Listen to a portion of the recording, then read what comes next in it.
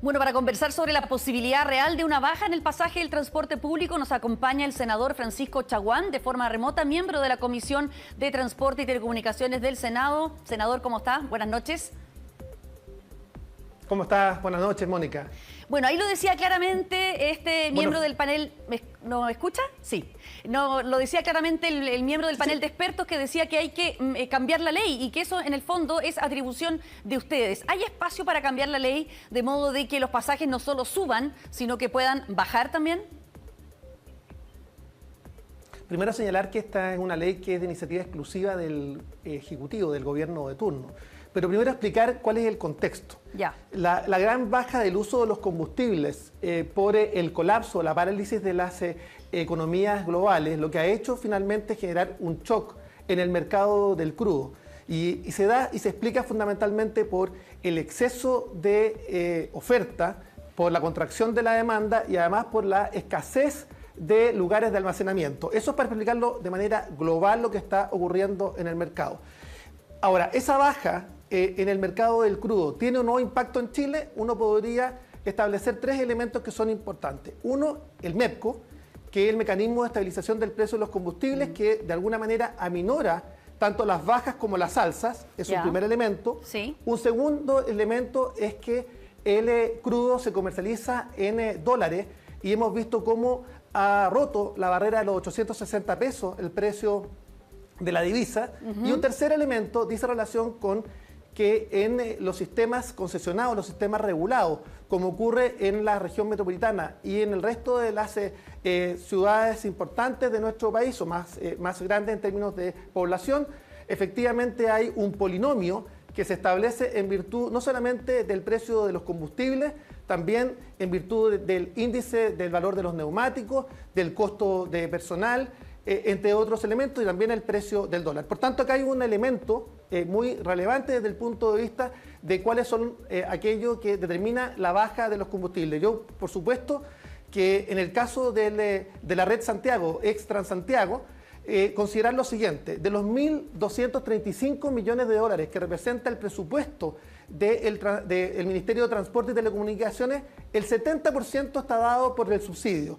En el caso del subsidio a la red Santiago, está dado por 589.522 millones de pesos. Vale decir, cerca de 600.000 millones de pesos que el Estado pone para compensar los precios del valor del Transantiago. Pero además, hoy día red Santiago. Pero además, desde octubre hasta la fecha, se ha congelado 2 veces el valor de la tarifa, y eso ha generado también una pérdida del sistema. Yo soy partidario, efectivamente, tal como lo planteaban algunos, de que se modifique el artículo 15 de la ley 20.378, que establece una modificación al sistema de transporte público. ¿Qué dice ese articulado? Ese articulado dice que mientras se mantenga el subsidio al transporte público en la región metropolitana, el precio puede congelarse o subir, nunca bajar. Y eso, de alguna manera, representa una situación bastante compleja cuando tenemos una baja de esta envergadura del precio de los combustibles. Por eso yo soy partidario, aprovechando además un evento que es determinante. El año 2022 termina la ley de subsidio al transporte público y hasta ahora no se ha debatido ni en sede parlamentaria ni en el Ejecutivo qué sistema de subsidio al transporte público vamos a tener para el futuro.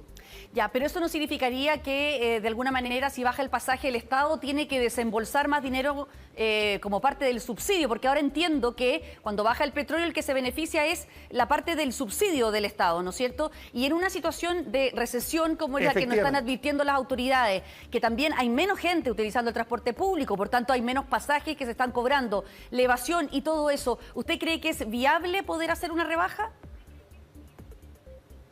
Claro, ese es el problema. Tenemos primero una evasión que ha ido incrementándose. Después de octubre del año recién pasado, llegamos a tener incluso una evasión sobre el 80%, que es un primer elemento. Un segundo elemento complejo dice relación con la escasa fiscalización, y nosotros queremos básicamente que acá se refuerce los procesos de fiscalización. Tercero, que creemos sin lugar a dudas que esta pandemia que coayudada antes por la crisis social, efectivamente bajó significativamente el flujo de pasajeros del transporte público y eso también provocó mayores pérdidas al sistema. Pero lo que es claro, Mónica, es que la ley de subsidio al transporte público termina su vigencia el 2022 y hasta ahora no se ha abordado cuál va a ser el modo o el mejor sistema de subsidio al transporte público, tanto en la región metropolitana como en regiones. Quiero también hacer notar un tema que no es menor. La ley espejo del Transantiago, que en definitiva establece que debieran gastarse esos recursos en transporte público en regiones, en realidad no se gastan fundamentalmente en transporte público y es una denuncia que nosotros hemos venido haciendo sistemáticamente porque además en regiones se ve el problema, el deterioro de que en definitiva todos los chilenos de regiones subsidian al transporte público de la región metropolitana y no hay una equiparidad entre ambos. Ya, entonces, a su juicio, ¿es razonable o no pedir una ayuda para las personas que gastan parte importante de sus ingresos en transporte en tiempos de recesión? Yo creo que sí, y sobre todo pensando en lo siguiente. En el mes de junio, de acuerdo al acuerdo que logramos finalmente en la agenda social, básicamente logramos, yo era presidente de la Comisión de Transportes cuando logramos ese acuerdo, se suscribió la rebaja del 50% de la tarifa para el adulto mayor a partir del mes de julio, o sea, del 30 de junio. Eso quiere decir básicamente que tenemos también un subsidio que está en curso y hoy día la DIPRE ha señalado que no dispone de los recursos. Yo creo que claramente eso es un compromiso que debe cumplirse y por tanto hay que buscar los recursos que sean necesarios para finalmente que ese subsidio a la tarifa del transporte público, el adulto mayor en todo el país, se materialice. Muy bien, senador Francisco Chaguán, gracias por conversar con nosotros esta noche. Que esté muy bien. Muchas gracias, Mónica. Si me permite 30 segundos, simplemente yo soy miembro también de la Comisión de Salud y de Adulto Mayor. ¿Ya? Y quiero señalar que el 50% de las personas fallecidas en Europa, estamos hablando de 110.000 personas fallecidas en Europa por la pandemia, 55.000 justamente corresponden al grupo etario y también en las condiciones de vivir en hogares de ancianos o de personas mayores. Por eso es tan importante que se adopten todas las medidas de traqueo para los hogares de adulto mayor. Y cuando hablamos de medidas concretas, estamos pidiéndole al Ministerio de Desarrollo Social, al Ministerio de Salud, que realice exámenes de PCR a todos y cada uno de los adultos mayores que se encuentran en los más de 900 hogares de adulto mayor. Y también se fiscalice con toda fuerza aquellos hogares clandestinos. Muy bien, muchas gracias, senador. Muy buenas noches. Muchas gracias, hasta luego.